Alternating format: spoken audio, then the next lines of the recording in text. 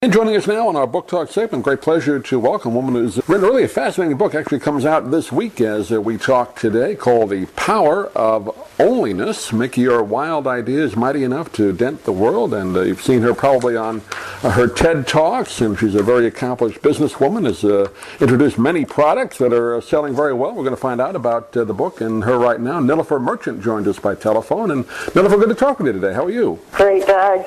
Thanks for having me. Yeah, good to have a chance to chat with you for a couple of minutes, and I feel very inspired after reading your book. You've done quite a lot. Talk a little bit about the power of onlyness, kind of an era we're in right now with the internet that's allowing people to get their ideas out a little bit differently than they used to, right? Yeah, so that's the notion behind onlyness, that in this economy, ideas are the fuel of growth.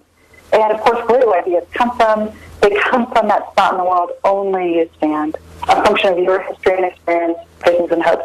From that place is where all of us have added value for literally thousands of years. But at the same time, a lot of our onlys have been dismissed. Could be that you were really young and told you didn't know enough, or there's lots of ways in which people are dismissed because they don't have power. And so now we're saying in a connected world, you can actually find a way to scale your original fresh ideas, born of your only, through this distributed world. So onlyness, that's what the origin of the word was. And then now with the Power of Onlyness book, it's 20 or so stories of people actually showing how they did it, and backed up by social science so that, it's a repeatable kind of model. Yeah, you talk about in the book not only your own experiences, but like you said, the people you talked to that have kind of done this themselves. I think you had one story I thought was kind of interesting. A Hollywood executive kind of revolutionized the film industry, didn't he, by kind of going outside the box, right?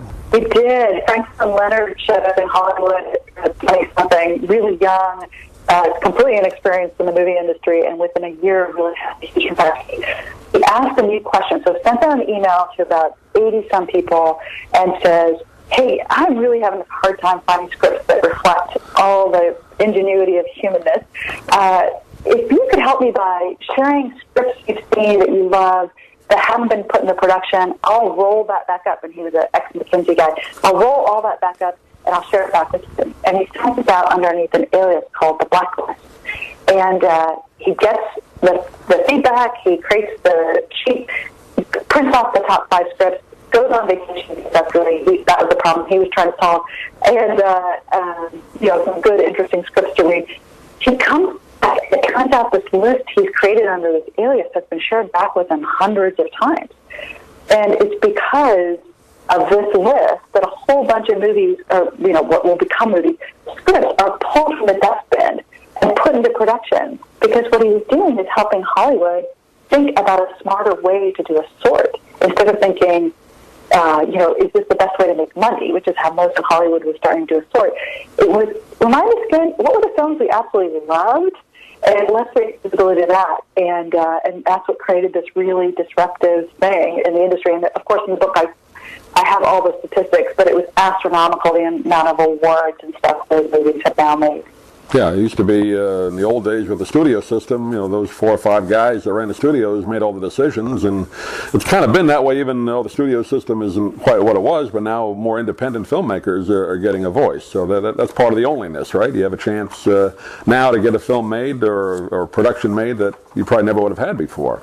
It's true, and so research backs that up. It says that 61% of us at work find a way to cover. We don't bring our original ideas to work because we think it's not going to be acceptable. And so what Franklin does through, in this case, anonymity, although in most cases not through anonymity, he finds a way to get people who basically now need political cover. So instead of saying, what would my boss think would be the best movie, they get to just state their own opinion and, kind of assert their own ideas into the process. And in doing so, they aggregate together and have a real opportunity to reshape an entire industry, which is sort of profound when you think about it. Yeah. But another interesting story, one I particularly enjoyed, is I guess she was a secretary, kind of had an idea that really led to a scientific breakthrough, right? About, now I never heard the term protein folding, but it kind of helped the whole scientific industry, hasn't it? It has. And it's a woman who had been a nurse when she'd gone to college, left the industry because of sexism she had experienced, loved puzzles, answered the phone during the day. So you would never think this person could have a role in scientific breakthroughs. But there was another team out of the University of Washington who was trying to figure out how to get sort of an index going of how proteins fold. Because it turns out diseases that you and I are really afraid of, like Alzheimer's, is integrally involved with how proteins fold, or more to the point, misfold. So if you don't know how proteins fold, your ability to kind of then design the next killer drug is going to be affected. This team thought, if we could just create a repository so that there's just sort of no data we can all work off of, then each team could go faster. And at first they thought, we'll get the best PhDs in the world. Turns out there wasn't enough talent there. They didn't solve the problem. Then maybe we'll get globally PhD people. No, not enough talent. And probably just said, why don't we open it up to anyone, everyone, and let people participate, not based on credentials, but based on their passion. And that's how Suzanne ended up participating and really helping all of us, which is, I think, the real power of Onlyness, is the latency of creativity and ideas and capacity that we just don't have access to right now because we're pre-screening out based on who should be involved versus who can be involved. Yeah, a great inspirational story from her. And I would hope, Nilofer, that this is going to be taught, or if it isn't already, will be soon in maybe high schools or definitely colleges, this type of, opening up, outside the box thinking and individualness and onlyness in colleges. Do you find that's the fact? I know you do a lot of public speaking. I do a lot of public speaking. I do think there's a real opportunity to design curriculum around this, because I think that is, one of the things of research scholarship that I did in the last few years was to even size what was the impact if we could find a way to untap this capacity. What would it mean? And which was a tough question to try to get to. And the team I brought from the university in Canada helped me and sized it as $1 trillion U.S. opportunity and a $4.6 trillion opportunity globally.